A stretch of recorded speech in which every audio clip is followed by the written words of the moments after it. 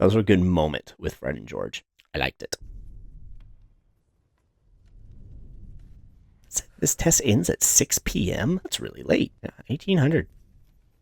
Harry didn't shave enough before that scene. I wanted so much more. Fred and George do so much to Umbridge. They didn't even do as much as I wanted them to do in the book. But, man, they cut out so much of what they did do. And it was so much more and so much better than just launching fireworks. This is also another Crookshank where they have Fred and George do this because they know that the fans really, really wanted to see it happen. But as the story is told, it really accomplishes nothing. One thing that was really shown inside of all of Fred and George's rebellion against Umbridge and the teacher's kind of low-key rebellion against Umbridge is you find out that while she's very power hungry and arrogant, she's actually like just a step above Lockhart. She's extremely incompetent as far as a magic user goes. Meanwhile, she buys into the whole wizard supremacist idea while being not very good at what she does. And there's a lot of fallout to Fred and George doing this. But inside this movie, all that happens is there's a fireworks show because they knew that we would want to see it, and then nothing else really comes of Fred and George's leaving, other than they're not there to accompany Harry to the Ministry later.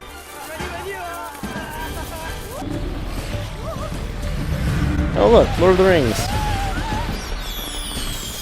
Let's see, I mean, is there any actual fallout from this? I don't think so.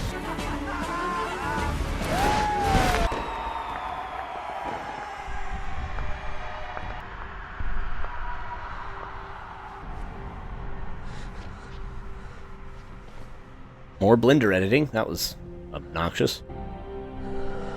I need that prophecy. You will fetch it for me. So I didn't realize that we cut straight to Voldemort using Harry's love of Sirius against him here. We never see Harry even wonder about the fact that he saw his dad bullying Snape. That didn't come up. I don't think it's ever mentioned again. And that was a pretty big deal to Harry, is seeing his dad act like Malfoy. It really hurt and cut to who he was, so much so that he had to talk to Sirius and Lupin to get more information on what was going on. It really rattled him for a long time, and including it helps a little bit with Snape's backstory, I guess. You could argue that as presented, that could be cut, because I don't think it really has any effect on anything from here on out, making it another Crookshank. There's no fallout from that. We need to see Harry deal with that and process it. It just kind of ended. Now we're building up towards Sirius's death without that. Sirius, it's just like with Mr. Weasley. It's the same door I've been dreaming about for months. Those dreams that we've seen one time. It's in the Department of Mysteries. Harry, please just listen. If he's only hurting Sirius because he's trying to get to you. Hermione, he's the only family I've got left. We'll have to use the flu network. But Umbridge has all the chimneys under surveillance. Not all of them. I don't think that was established early on. The fact that they didn't establish that was a thing now. When did that happen? Because we saw him talk to Sirius using the flu network before. It adds a question to previous scenes that we wouldn't have asked normally. Because as soon as you see this, you're like, oh, did she know about that? Voldemort is currently torturing Sirius at the Ministry of Magic. They are trying to contact the Order of the Phoenix to try and help him with that. Time is of the essence. They must hurry to get this done as quickly as possible, or Sirius may die.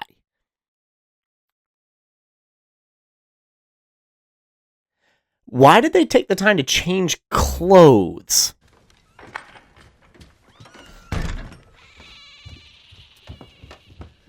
Okay, that was a good shot. We're in this together. That you are. Where did the cat go to talk to her? I've actually never thought about that before now. Where was she that the cat was able to contact her? She have a locket, maybe? Trying to help the Weasley girl. Wait, what the? Okay, back it up, backing it up, backing it up. We just back it up, huh? That's it. Back it up. That's right. Back it up. Yep. Okay, so they've been caught. Umbridge is staring at them. And now, Trying to help the Weasley girl. help the Weasley girl do what? What Weasley girl? And then we cut forward, and who are these people?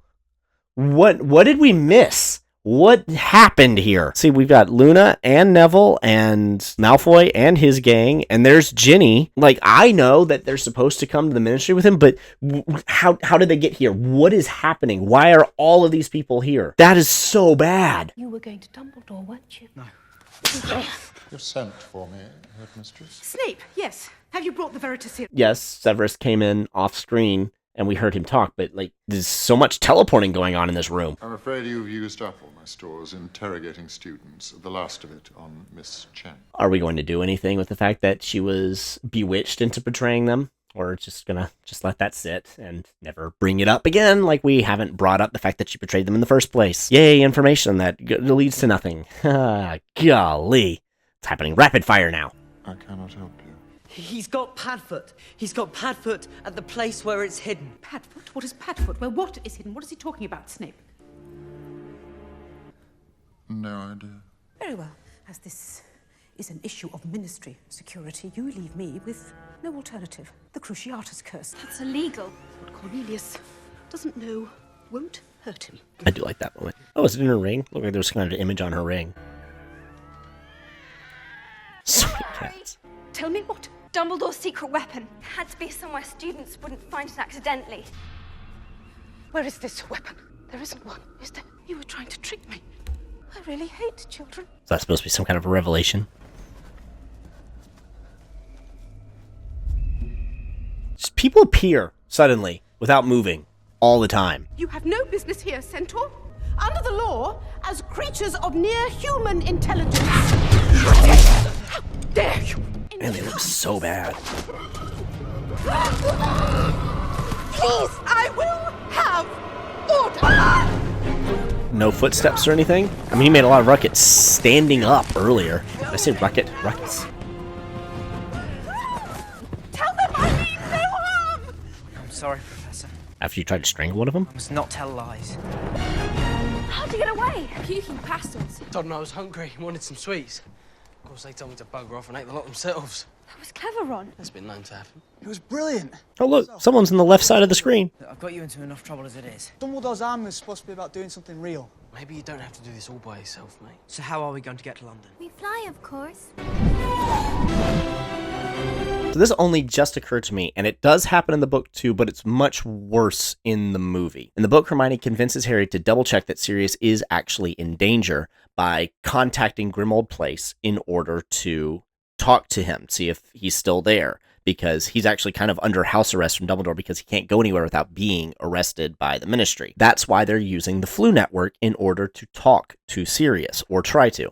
They get there and they talk to Kreacher, who actually kind of lies and tells him that Sirius is, or at least implies that Sirius is being tortured by Voldemort, because Kreacher is actually in on the plan. So that's why they're using the Flu Network in the book. In the movie, you don't know why they're using the Flu Network. Harry just says, we have to use the Flu Network. So now the implication from that is they're going to use it to go to the Ministry rather than contact anybody, because they don't mention contacting anybody. They just say, all right, let's go. And then they go to the Flu Network. But then they're caught. Then they get away and Umbridge is out of the picture. Ron just said that her underlings are also out of the picture. They're busy throwing up like crazy. So why didn't they then go with what you would assume from the movie was their original plan of using the Flu Network to get to the Ministry as fast as possible? Why do they have to do the much slower route of flying there?